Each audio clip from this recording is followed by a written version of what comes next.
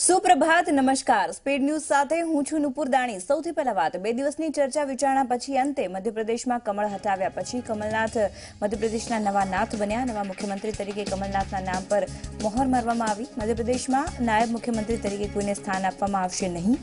આજે સવારે કમલનાથ રાજ્યપાલ આનંદીબહેન પટેલ સાથે મુલાકાત કરશે। કમલનાથ મધ્યપ્રદેશના કોંગ્રેસના અધ્યક્ષ છે। છેલ્લા ઘણા સમયથી તેઓ રાજ્યમાં કોંગ્રેસની જીત માટેની તૈયારીઓ કરી રહ્યા છે। 15 વર્ષનો કોંગ્રેસનો વનવાસ કમલનાથના નેતૃત્વમાં પૂરો થયો છે। દિલ્હીમાં રાહુલ ગાંધી સાથે બેઠક કરીને કમલનાથ અને જ્યોતિરાદિત્ય સિંધિયા પર પરત ફર્યા। એરપોર્ટ ઉપર બંનેના સમર્થકો દ્વારા તેમનું ભવ્ય સ્વાગત કરાયું। કમલનાથની પસંદની પહેલા ધારાસભ્ય દળની બેઠક મળી, જેમાં કમલનાથના નામ નક્કી થતા કમલનાથે સમર્થન માટે જ્યોતિરાદિત્યનો આભાર માન્યો। મુખ્યમંત્રી તરીકે પોતાની દાવેદારી માટે સચિન પાયલોટ રાહુલ ગાંધીના નિવાસસ્થાને પહોંચ્યા હતા। સચિન પાયલોટ નીકળ્યા પછી અશોક ગેહલોત રાહુલ ગાંધીને મળવા પહોંચ્યા હતા। ઉલ્લેખનીય છે કે મુખ્યમંત્રી તરીકે સોનિયા ગાંધીની પસંદ અશોક ગેહલોત છે, જ્યારે રાહુલ ગાંધીની પસંદ સચિન પાયલોટ છે। રાજસ્થાનમાં મુખ્યમંત્રી કોણ બનશે તેના નામની આજે સત્તાવાર જાહેરાત કરાય તેવી પૂરેપૂરી શક્યતા છે। રાજસ્થાનમાં સીએમ પદને લઈને કોંગ્રેસમાં ઘમાસાણ ચાલી રહ્યું છે, જેને લઈને સચિન પાયલટની તરફેણે દિલ્હીમાં કોંગ્રેસ કાર્યાલયની બહાર નારેબાજી કરવામાં આવી છે। 5 રાજ્યોની વિધાનસભા ચૂંટણીની પરિણામની ચર્ચા વગર જ ભાજપ પાર્લામેન્ટરીની બેઠક પૂર્ણ થઈ ગઈ। સંસદ લાઇબ્રેરીમાં અને વડાપ્રધાન મોદીની આગેવાનીમાં બેઠકનું આયોજન કરવામાં આવ્યું હતું। આ બેઠકમાં રાષ્ટ્રીય અધ્યક્ષ અમિત શાહ પણ ખાસ ઉપસ્થિત રહ્યા હતા। પૂર્વ પીએમ અટલ બિહારી વાજપેયી અને કેન્દ્રીય મંત્રી અનંત કુમારને આ બેઠકમાં શ્રદ્ધાંજલિ અપાયા બાદ બેઠક સ્થગિત કરવામાં આવી હતી। મહત્વનું છે કે ચૂંટણીમાં હાર અંગે કોઈપણ પ્રકારની બેઠકમાં ચર્ચા કરવામાં આવી નહીં। માનવામાં આવી રહ્યું છે કે જો પાર્ટીએ બૂથ મેનેજમેન્ટ યોગ્ય રીતે કર્યું હોત તો પરિણામ કંઈક બીજું જ હોત। સૌથી મોટી વાત એ રહી કે ઘણી સીટ ઉપર નોટાએ ભાજપને ટક્કર આપી। આ સીટો પર કોંગ્રેસ ઉમેદવારને સીટ મળી હોય, પરંતુ મતના સામાન્ય અંતરને કારણે મહત્તમ વોટ નોટાને મળ્યા। મધ્યપ્રદેશમાં 15 વર્ષ બાદ ભાજપે સત્તા ગુમાવી છે। કાંટાની ટક્કરમાં ભાજપને 109 અને કોંગ્રેસને 114 સીટ મળી હતી। ભાજપે હારનો સ્વીકાર તો કર્યો હતો, પરંતુ નેતાઓ સતત દાવો કરી રહ્યા છે કે 3 વાર સતત સત્તામાં રહ્યા બાદ 5 સીટોથી પાછળ રહેવાનો મતલબ છે કે ભાજપની જનતાએ નકારી નથી। ઘણી સીટ પર મામૂલી અંતરથી ભાજપને હારનો સામનો કરવો પડ્યો છે। છત્તીસગઢના રાયપુરમાં કોંગ્રેસના અધ્યક્ષ ભૂપેશ બઘેલના ઘરે કાર્યકરો બાખડ્યા। ભૂપેશ બઘેલની ગેરહાજરીમાં રાયપુરના મેયર પ્રમોદ દુબેના ભાઈ સંજય દુબે અને એક કોંગ્રેસના કાર્યકરને અપશબ્દો કહ્યા હતા, જેથી બોલાચાલી થઈ હતી। પાકિસ્તાને ફરી એકવાર સીઝફાયરનું ઉલ્લંઘન કર્યું છે। પૂંછ અને કાસવા અકારણી ક્ષેત્રમાં ફાયરિંગ કર્યું, ત્યારે સેના દ્વારા પાકિસ્તાનને વળતો જવાબ આપવામાં આવ્યો। જમ્મુ કાશ્મીરના સોપોરમાં આતંકી હુમલો થયો, જેમાં સેનાએ 2 આતંકીને ઠાર માર્યા હતા। આ સાથે જ હથિયારો પણ કબજે કર્યા।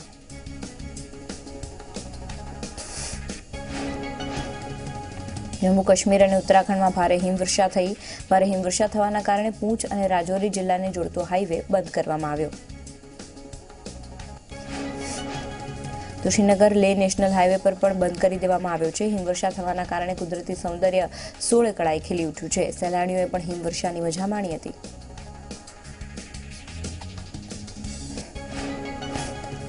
દિલ્હી હાઈકોર્ટે દેશભરમાં ઓનલાઈન દવાના વેચાણ ઉપર પ્રતિબંધ લગાવ્યો છે, જેને લઈને 1 ડઝનથી વધુ વેબસાઇટની કોર્ટમાં માહિતી આપવામાં આવી હતી। લોકોના સ્વાસ્થ્ય સાથે ચેડા થતા હોવાના કારણે પ્રતિબંધ કરવામાં આવ્યા।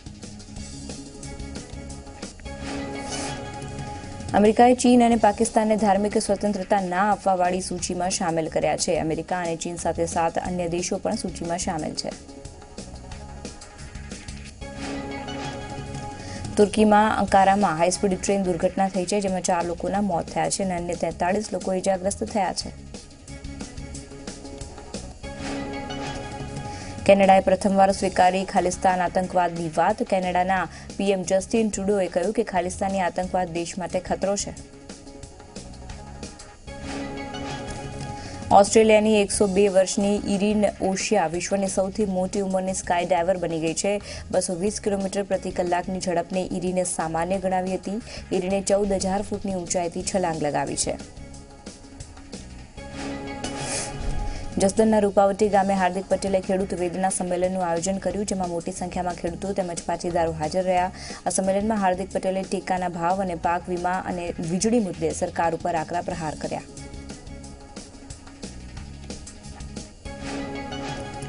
₹1500 કરોડના હેરોઇન કેસમાં ઝડપાયેલા આરોપીઓ ગુજરાતમાં આરડીએક્સ બ્લાસ્ટ કરવાના હતા. એનઆઈએની તપાસમાં ચોંકાવનારો ખુલાસો થયો છે.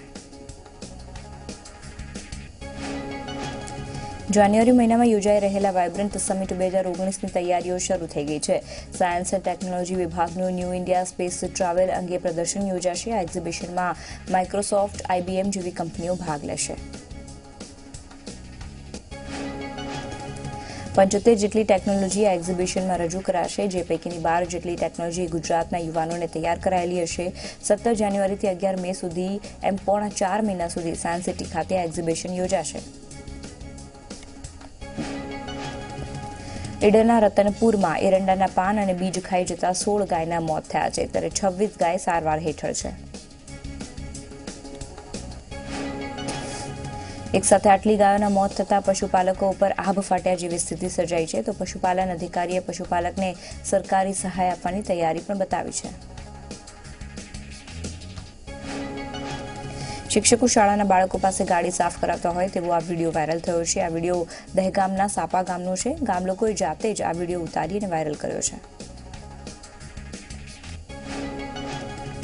આ વિડીયોમાં જોઈ શકાય છે કે કેટલાક બાળકો ગાડી સાફ કરી રહ્યા છે. આ સમયે તેમની નજીક એક શિક્ષક પણ ઊભો છે. હાલ આ વિડીયો સોશિયલ મીડિયા પર વાયરલ થયો છે. સ્થાનિકોનું કહેવું છે કે શિક્ષક સ્કૂલના સમયમાં વિદ્યાર્થીઓને શિક્ષણ આપવાની જગ્યાએ પોતાની ગાડી સાફ કરાવે છે.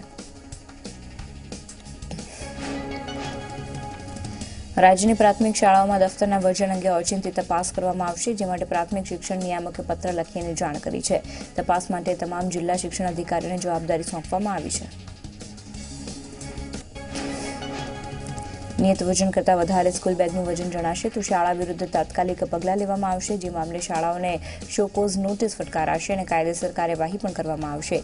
એક સપ્તાહમાં ઓછામાં ઓછી 3 શાળાઓની ઓચિંતી તપાસ કરવામાં આવશે. અમદાવાદમાં પાઠ્યપુસ્તકમાં ફરી એકવાર છબરડો સામે આવ્યો છે. ધોરણ 5 અને ધોરણ 8ના ગણિતના પુસ્તકમાં ફરી એકવાર ભૂલ સામે આવી છે. ધોરણ 1ના ગણિતના પુસ્તકોમાં 1 નહીં પણ કુલ 5 પેજ ઉપર ભૂલો જોવા મળી છે. દાખલામાં ગુણાકારની જગ્યાએ એક્સની નિશાની દર્શાવવામાં આવી છે. ધોરણ 8ના 1 સાથે 12 પ્રકરણમાં ભૂલ સામે આવી છે, જેમાં ઘાતાંકની જગ્યાએ માઇનસની નિશાની દર્શાવવામાં આવી છે. અગાઉ પણ પાઠ્યપુસ્તકમાં ભૂલો સામે આવેલી છે, ત્યારે આ વખતે છબરડાને લઈને વાલીઓમાં રોષ જોવા મળે તો નવાઈ નહીં. મધ્યાહન ભોજન યોજના કર્મચારી સંઘના પ્રમુખ રાજેન્દ્ર ચુડાસમાએ નાગરિક પુરવઠા મંત્રી જયેશ રાદડિયાને પત્ર લખ્યો છે. તેમણે મધ્યાહન ભોજનમાં અપાતા ચણાની ગુણવત્તા પર સવાલ ઉઠાવ્યા છે. રાજેન્દ્ર ચુડાસમાએ જણાવ્યું છે કે મધ્યાહન ભોજનમાં અપાતા ચણાની ગુણવત્તા સારી હતી નથી. ચણા સડેલા નીકળતા હોવાથી મધ્યાહન ભોજનમાં વિદ્યાર્થીઓને અન્ય કોઈ કઠોળ આપવામાં આવે. સુરતમાં એફઆરસીએ ફી વધારાને લઈને વાલીઓ સાથે મિટિંગ યોજી, જેમાં વિવિધ સ્કૂલોમાં ભણતા વિદ્યાર્થીઓના વાલીઓને એકઠા થયા હતા. વાલીઓએ રજૂઆત કરી કે ફી નહીં ભરાય તો શાળામાંથી કાઢી મૂકવાની શાળાના સંચાલકોએ વિદ્યાર્થીઓને ધમકી આપી છે. મહીસાગરમાં શિક્ષણના બહિષ્કારનો મામલો હજુ ગૂંચવાયેલો છે. વિદ્યાર્થીઓના વાલીઓનો સમાવેશ આદિવાસીમાં નથી કરાયો, જેને લઈને તેઓમાં રોષ છે અને તેમના બાળકોને શાળાએ મોકલી રહ્યા નથી. 10 દિવસથી 131 પ્રાથમિક શાળાના 10,000થી વધુ વિદ્યાર્થીઓ શાળામાં જઈ રહ્યા નથી. આદિવાસી જાતિમાં સમાવેશ થાય તે માટે તેઓ પોતાના દસ્તાવેજો લઈને મામલતદાર કચેરીએ પહોંચ્યા, જેથી અધિકારીઓ પણ ચિંતામાં આવી ગયા. આ બાબતે વહીવટીતંત્રના અધિકારીઓ તેમજ ધારાસભ્ય રતનસિંહ રાઠોડે પણ તેમને સમજાવવાની કોશિશ કરી છે, પરંતુ વાલીઓ પોતાની માંગ ઉપર અડગ જ છે. આ ઉપરાંત સરકારના મળતા અન્ય લાભોના બહિષ્કારની પણ ચીમકી ઉચ્ચારવામાં આવી છે. વડોદરાની એમએસ યુનિવર્સિટીમાં 30 લાખના ખર્ચે 130 સીસીટીવી કેમેરા લગાવવાનો નિર્ણય સત્તાધીશોએ લીધો, ત્યારે સિન્ડિકેટની બેઠકમાં આ મામલે મંજૂરી આપવામાં આવી. યુનિવર્સિટીમાં નવા કેમેરામાંથી 8 કેમેરા એવા હશે કે જે રાત્રિ દરમિયાન વાહનોના નંબર પ્લેટને કેદ કરી શકશે. ત્યારે બીજી તરફ કેમ્પસમાં લાગેલા 100 સીસીટીવી કેમેરામાંથી મોટાભાગના બંધ હાલતમાં સામે આવ્યા છે. તેમજ યુનિવર્સિટી દર વર્ષે સિક્યોરિટી એજન્સીને 1.23 કરોડ રૂપિયા ચૂકવવામાં આવી રહ્યા છે. તેમ છતાં કેમ્પસમાં ચોરીઓની ઘટના બન્યા બાદ કોણ ચોર છે તે જાણી શકાયું નથી. બાયડના ધારાસભ્ય ધવલસિંહ ઝાલાની કથિત ઓડિયો ક્લિપ વાયરલ થતાં કોંગ્રેસ બેડામાં ખળભળાટ મચી ગયો છે. પાત્રક જળાશયમાં ફિશિંગ ટેન્ડરમાં ધવલસિંહ ઝાલાએ કોન્ટ્રાક્ટર પાસે 40 લાખ રૂપિયા માંગ્યા હોવાની ઓડિયો ક્લિપ વાયરલ થઈ છે. ધવલસિંહ અને કોન્ટ્રાક્ટર વચ્ચે કોડવર્ડમાં વાતચીત થાય છે, જેમાં 40 લાખને 40 રૂપિયા કહેવામાં આવ્યા છે અને હપ્તે રૂપિયા આપવાનો ઉલ્લેખ કરાયો છે. ઝી 24 કલાક કથિત ઓડિયો ક્લિપની પુષ્ટિ કરતું નથી. ઓડિયો ક્લિપને ફોરેન્સિક તપાસ માટે મોકલવામાં આવી છે. આ સમગ્ર મામલે હિંમતનગર એ ડિવિઝન પોલીસે તપાસ હાથ ધરી છે. જોકે આ સમગ્ર મામલે જ્યારે ધવલસિંહ ઝાલાએ ઝી 24 કલાક સાથે વાતચીત કરી, જેમાં તેમણે તમામ આરોપોને ફગાવતા કહ્યું કે તેમને ફસાવવાનો પ્રયાસ કરવામાં આવી રહ્યો છે. મહેસાણામાં નગરપાલિકાની સાધારણ સભા થઈ છે. કારોબારી સહિત તમામ કમિટીની રચના થઈ છે. ઘણા વિવાદો બાદ કમિટીની રચના થઈ છે. ગુજરાતમાં સ્ટેચ્યુ ઓફ યુનિટીથી 3.5 કિલોમીટર દૂર આવેલા એક નાના શહેર કેવડિયાને રેલવે સ્ટેશનની ભેટ મળશે. રાષ્ટ્રપતિ રામનાથ કોવિંદ અને પ્રધાનમંત્રી નરેન્દ્ર મોદી 15 ડિસેમ્બરે પાયો નાખશે. સરદાર પટેલની પુણ્યતિથિના રોજ કાર્યક્રમમાં મુખ્યમંત્રી વિજય રૂપાણી, રાજ્યપાલ ઓપી કોહલી, કેન્દ્રીય રેલવે મંત્રી સહિત રાજ્ય રેલવે મંત્રી પણ ઉપસ્થિત રહેશે. આ વિસ્તારમાં વાહન વ્યવહારની મોટી તકલીફ સામે આવી હતી, જેને ધ્યાનમાં રાખીને અહીંયા આધુનિક રેલવે સ્ટેશન બનાવવામાં આવશે. અમદાવાદના ભુવાલ ગામમાં રાત્રિસભાનું આયોજન કરવામાં આવ્યું છે. જિલ્લાના કલેક્ટર અને જિલ્લાના એસપી રાત્રિસભામાં હાજર રહ્યા. અધિકારીઓ ગામમાં રાત્રિ રોકાણ કરશે અને લોકોના પ્રશ્નો સાંભળી અને નિરાકરણ કરશે. 5 રાજ્યોના પરિણામ બાદ હવે ભાજપ જસદણના ચૂંટણી પ્રચારમાં લાગી ગયા છે, જેને લઈને ભાજપે ગ્રામ્ય વિસ્તારમાં પ્રચાર મજબૂત બનાવવા માટે પ્રયાસ હાથ ધર્યા છે. જસદણ પ્રચાર માટે પ્રદેશ પ્રમુખ અને વિપક્ષ નેતા જસદણમાં, સૌરાષ્ટ્રના ધારાસભ્યો જસદણના પ્રચારમાં લાગશે, ત્યારે કોંગ્રેસ પરંપરાગત બેઠક જાળવી રાખવાના પ્રયાસ કરશે.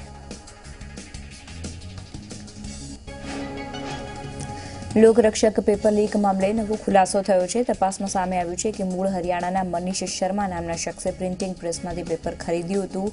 આ મામલે મનીષ સહિત કુલ 3 આરોપીઓને વોન્ટેડ જાહેર કરાયા છે.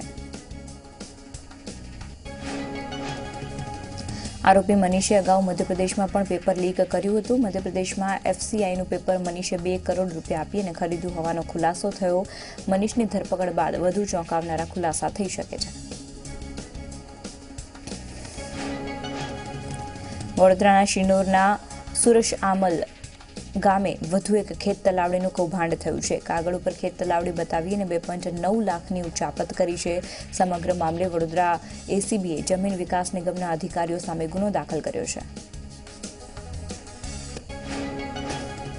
તત્કાલીન મદદનીશ નિયામક KG Upadhyay, field supervisor KG Shah, ક્ષેત્ર મદદનીશ ડીપી રાઠવા અને કોન્ટ્રાક્ટર ધીરેન્દ્રસિંહ સામે ગુનો નોંધ્યો છે. એસીબીએ કોન્ટ્રાક્ટર ધીરેન્દ્રસિંહની ધરપકડ કરી છે. કેજે શાહ અને ડીપી રાઠવા અગાઉથી જેલમાં છે. 260 કરોડના કૌભાંડના આરોપી વિનય શાહની પત્ની ભાર્ગવી શાહ વધુ એક કેસમાં ધરપકડ કરવામાં આવી છે. અનેક છેતરપિંડીના કેસમાં ભાર્ગવી શાહની સીઆઈડીએ ધરપકડ કરી છે. 260 કરોડના કૌભાંડ બાદ ભાર્ગવી શાહ પર અન્ય એક છેતરપિંડીનો આરોપ લાગ્યો છે, જેને લઈને ભાર્ગવીને સાબરમતી જેલમાં મોકલી આપવામાં આવી છે. રિમાન્ડ માટે શુક્રવારે ભાર્ગવી શાહને કોર્ટમાં રજૂ કરાશે. કૌભાંડી વિનય શાહની પત્ની ભાર્ગવી શાહને સીઆઈડી ક્રાઇમે ગ્રામ્ય કોર્ટમાં રજૂ કરી હતી. ભાર્ગવીના રિમાન્ડ પૂર્ણ થતાં તેને કોર્ટમાં રજૂ કરવામાં આવી. સીઆઈડી ક્રાઇમે કોર્ટમાં વધુ 6 દિવસના રિમાન્ડની માંગણી કરી હતી, પરંતુ કોર્ટે ભાર્ગવીના વધુ રિમાન્ડ નામંજૂર કર્યા છે. વિનય શાહ સાથે તેની પત્ની ભાર્ગવીની પણ કૌભાંડમાં સંડોવણી હતી. અમદાવાદના નવરંગપુરામાં ડ્રીમ પેસિફિક નામની કંપનીના સંચાલકો કરોડોનું ફુલેકું ફેરવી અને ફરાર થઈ ગયા. લોકોને લોભામણી સ્કીમ આપી અને સ્કીમમાં રોકાણ કરાવતા હતા. નવરંગપુરા પોલીસ સ્ટેશનમાં આ અંગે ફરિયાદ નોંધાવાઈ છે. આદર્શ ક્રેડિટ સોસાયટી છેતરપિંડી મામલે સીઆઈડી ક્રાઇમે ભોગ બનનારાઓને અપીલ કરી, જેના નાણાં ફસાયા હોય તો ફરિયાદ કરવા અપીલ કરી. આદર્શ ક્રેડિટ સોસાયટીએ ભારતમાં 75 બ્રાન્ચ ખોલી હતી. 75 જેટલી બ્રાન્ચ ખોલી અને કરોડોનું કૌભાંડ કર્યાનો આક્ષેપ લગાવવામાં આવ્યો. ઊંચા વ્યાજ દર આપવાની લાલચે રોકાણકારો પાસેથી રોકાણ કરવામાં આવ્યું હતું. ખેડામાં વર્ષ 2008-2009માં થયેલા શિક્ષક ભરતી કૌભાંડ મામલે ગુજરાત હાઈકોર્ટે ચુકાદો જાહેર કર્યો, જેમાં 94 શિક્ષકોની ભરતીને હાઈકોર્ટે માન્ય રાખી, જેઓ કાયમી થશે અને સ્કૂલ તેમજ ઉચ્ચતર પગારનો લાભ મેળવી શકશે.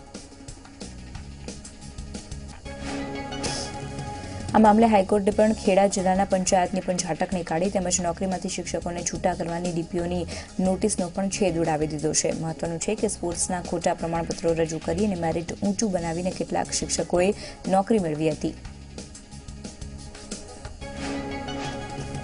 સુરતમાં હીરાના મેન્યુફેક્ચરર સહિતના 3 પેઢીનું ઉઠામણું થયું છે, જેને લઈને ઉદ્યોગકારો અને રોકાણકારોના 65 કરોડ અટવાયા છે. મેન્યુફેક્ચરરે 50% લેણું પરત કરશે તેવી ચર્ચા ચાલી રહી છે. તો મહત્વનું છે કે દિવાળી બાદ મંદીનો માહોલ હોવાથી એક પછી એક પેઢીનું ઉઠમણું થઈ રહ્યું છે.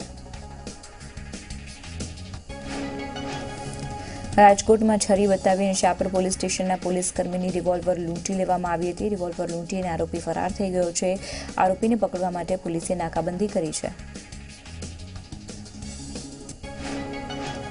અમદાવાદના જમાલપુર 4 રસ્તા પાસે દારૂ પીધેલી હાલતમાં અસામાજિક તત્વોએ પાન પાર્લરના દુકાનદારને માર માર્યો અને દુકાનમાં તોડફોડ કરી. પાર્લરમાંથી ઠંડુ પીણું લઈ અને રૂપિયા આપવાની બાબતે મારામારી કરી. પોલીસે ફરિયાદ ન લીધી. બનાસકાંઠાના ડીસા જીઆઈડીસીમાં બેકરીમાં લૂંટારૂ ટોળકીએ તોડફોડ કરીને લૂંટ મચાવી. 6 જેટલા શખ્સો બેકરીમાં ઘૂસ્યા. લાકડી લઈને ઘૂસેલા શખ્સોએ બેકરીમાં તોડફોડ કરી હતી અને 3000 રૂપિયાની લૂંટ કરી હતી. લૂંટ કરનાર શખ્સોએ વેપારીને જાનથી મારી નાખવાની ધમકી આપી. લૂંટની ઘટના સીસીટીવીમાં કેદ થઈ ગઈ. ડીસા પોલીસે સમગ્ર મામલે તપાસ હાથ ધરી છે. અમદાવાદમાં આવેલા રામોલ વિસ્તારમાં એક યુવકની હત્યા કરી નાખવામાં આવી. વિનાયક પાર્ક પાસે યુવકને માથાના ભાગે તીક્ષ્ણ હથિયાર વડે મારી અને હત્યા કરી દેવામાં આવી. મહીસાગરમાં આવેલા લુણાવાડામાં ધોળા દિવસે યુવકની હત્યા કરાઈ. બ્યુટી પાર્લરમાં કામ કરતી મહિલાએ હત્યા કરી. મહિલાએ યુવકના છાતીના ભાગે તીક્ષ્ણ હથિયાર વડે ઘા ઝીકી અને હત્યા કરવામાં આવી. આ ઘટનાની જાણ થતાં પોલીસે ઘટના સ્થળ પર આવી અને મહિલાને પૂછપરછ હાથ ધરી છે.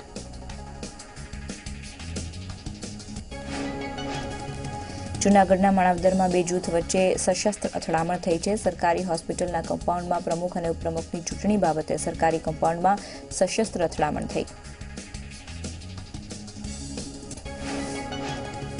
સશસ્ત્ર અથડામણમાં 5થી વધુ લોકોને ઈજા પહોંચી. ઈજાગ્રસ્તોને હોસ્પિટલ સારવાર માટે ખસેડવામાં આવ્યા. આ અંગે પોલીસે વધુ તપાસ હાથ ધરી છે. અમરેલીના બાપાપુરના તલાટી પર હથિયાર વડે હુમલો કરવામાં આવ્યો. 1 મહિના પહેલા મરણના દાખલો કઢાવવા મામલે એક વ્યક્તિ સાથે માથાકૂટ થઈ હતી.